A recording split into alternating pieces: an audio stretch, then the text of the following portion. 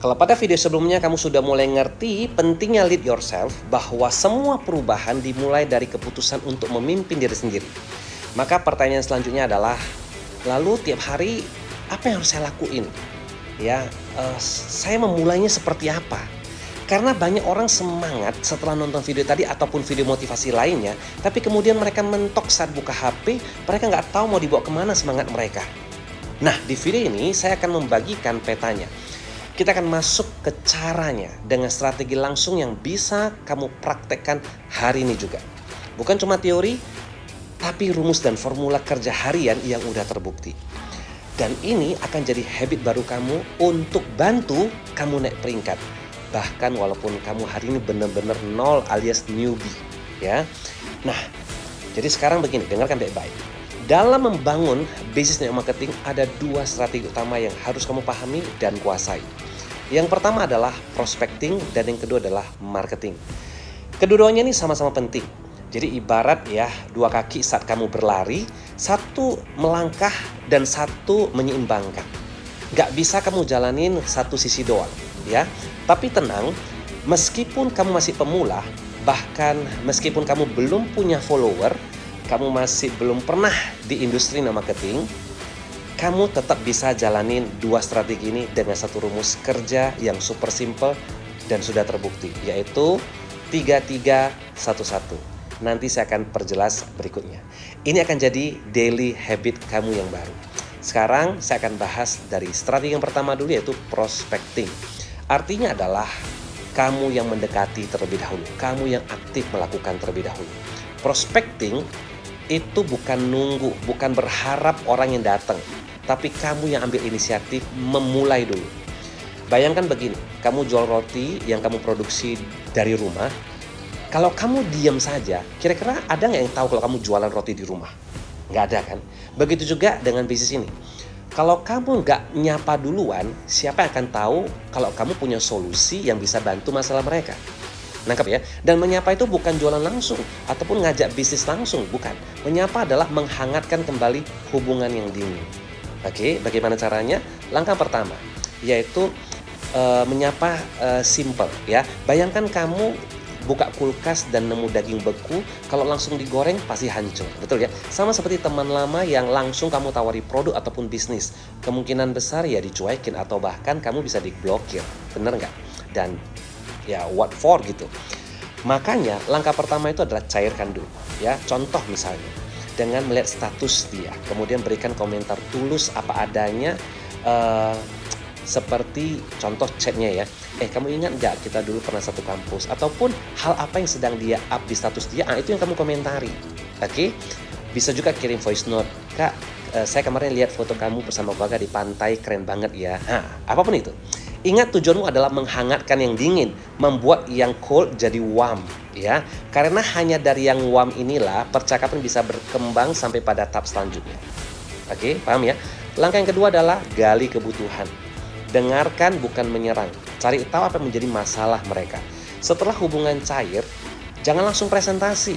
Gali dulu ceritanya. Tanyakan dengan tulus. Misalnya contoh ya, lagi sibuk apa sekarang? Kalau boleh tahu sekarang lebih banyak waktu untuk kerja atau dengan keluarga gitu ya. Atau kamu masih kerja full time atau udah mulai explore hal yang baru gitu.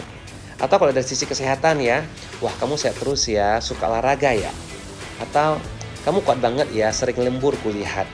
Nah, tujuanmu di sini adalah mendengar curahan hati mereka. Kalau mereka punya masalah, problem, nah itulah yang menjadi target. Bukan kamu terus kemudian menjuali mereka dengan produk, tapi pahami dulu orangnya. Karena bisnis ini bukan soal produk, sekali lagi ini soal kebutuhan. Oke? Kemudian langkah yang ketiga adalah open question.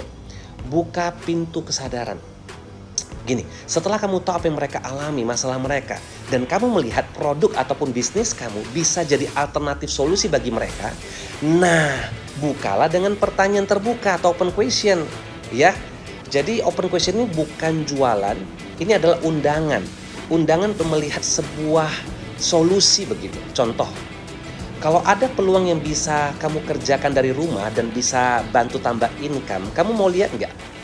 Kalau belum nggak apa-apa, karena belum tentu cocok sama kamu ya. Tapi kalau kamu terbuka, aku bisa tunjukkan untuk kamu bisa punya tambahan 2-5 juta per bulan tanpa ninggalin pekerjaan kantormu. Oke? Atau saya tahu ada terapi alternatif lain yang bisa bantu kasus penyakitmu. Tapi kalau kamu terbuka, baru saya tunjukkan ya. Tapi kalau belum nggak apa-apa, karena belum tentu cocok atau sesuai budgetmu.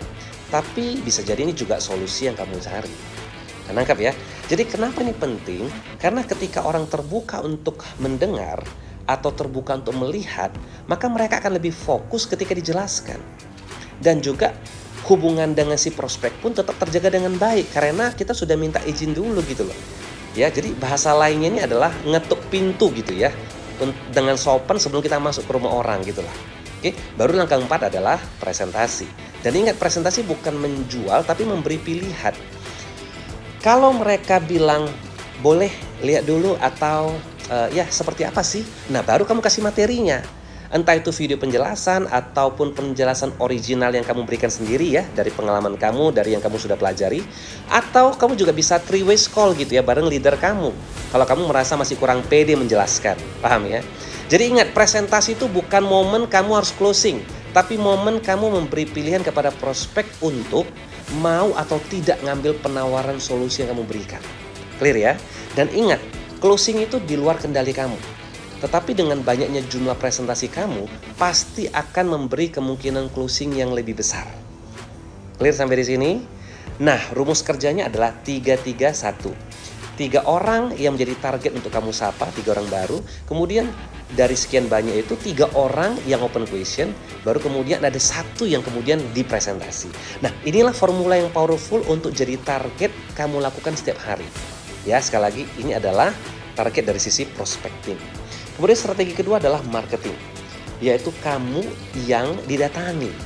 Ya. Nah, sekarang kita masuk pada strategi kedua yaitu marketing. Artinya adalah kamu melempar umpan atau pancing. Bukan kamu yang mengejar, tapi orang yang tertarik mendekat dengan umpan yang kamu lempar. Nangkap ya? Dan caranya bukan dengan melempar brosur produk terus gitu atau jualan melulu gitu ya, bukan.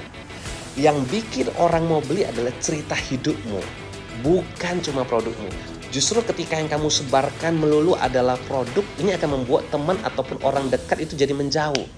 Ya, jadi bayangkan seperti sebuah brosur atau selebaran, tapi dalam hal ini kamu lakukan secara online itu melalui konten. Nah, jadi apa yang harus saya jual dong? 3 hal yang kamu harus jual. Yang pertama adalah jual perubahanmu. Orang itu suka dengan proses. Mereka terinspirasi karena kamu sudah sampai, bukan karena kamu sedang berjalan gitu. Tunjukkan. Dulu kamu orang yang minder, sekarang kamu mulai percaya diri. Dulu kamu takut kamera, sekarang berani upload. Dulu gampang capek, sekarang rutin olahraga. Dulu gemuk, sekarang udah slim gitu.